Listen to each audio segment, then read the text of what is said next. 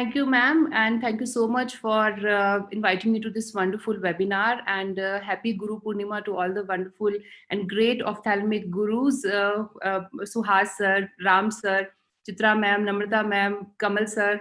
All of you, I've been learning cataract surgery by seeing your videos, listening to your lectures in various conferences. So thank you for teaching us. So I will be giving a very basic tip, and I'll be showing you about how we can have problems during IOL implantation. And essentially, I'm sharing two videos to show how an IOL can get stuck in the wound. And this is a situation we don't really face very commonly. And once in a while, you may encounter this problem. And I'll be showing how to, sorry. Yeah, I'll just start it again. Okay, so how can an IOL get stuck inside the wound? So it could happen if your technique of IOL implantation itself is faulty, or if there is a sudden eye movement from the patient side. So this is situation number one, wherein I'm trying to implant an IOL. So this is through 2.8 millimeter clear corneal incision, and I'm putting a hydrophobic intraocular single piece IOL.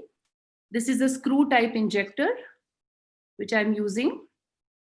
So essentially, this is the Technis 1 injector, which we very commonly use. So just watch very carefully. So as I'm advancing the lens and I'm doing the screwing movement, there was a sudden jerk. So due to this jerky movement, what has happened is that the cartridge has actually come out of the wound. And since the IOL was already unfolding, it has now got stuck inside the wound.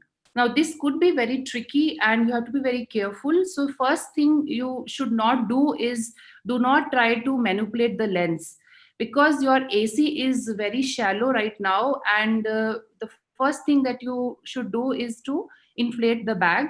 So if you try to maneuver the lens, you can have an inadvertent PCR. So inflate the bag using a high viscosity OVD from the side port, form the bag nicely. And now, depending upon how much of the IOL is already inside the anterior chamber, you can decide. So in this situation, 1/3 of the lens is inside the chamber. So you can use a non-tooth forceps and pull the lens out of the wound.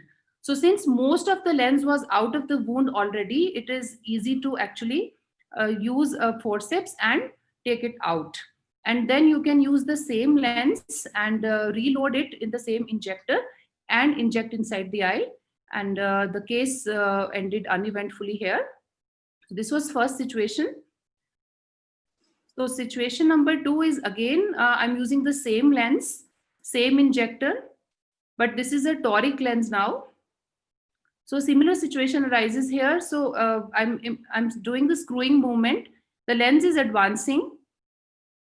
And as it was just about to release, and you can see again, there was a movement. So basically it is the problem with the technique. You have to stabilize the injector properly and make sure that the lens is fully inside, and then try to take the hand out.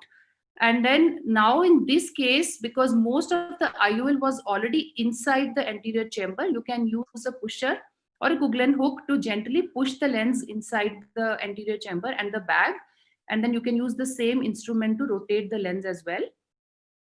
So the very basic tip which I want to give here to the beginners is that when you are using these injectors, it could be the screw type injector or the pusher type injector, it is very important to stabilize the injector, especially the front part of the injector. So you have to stabilize it and then only start your movement, the screwing movement or the pushing movement.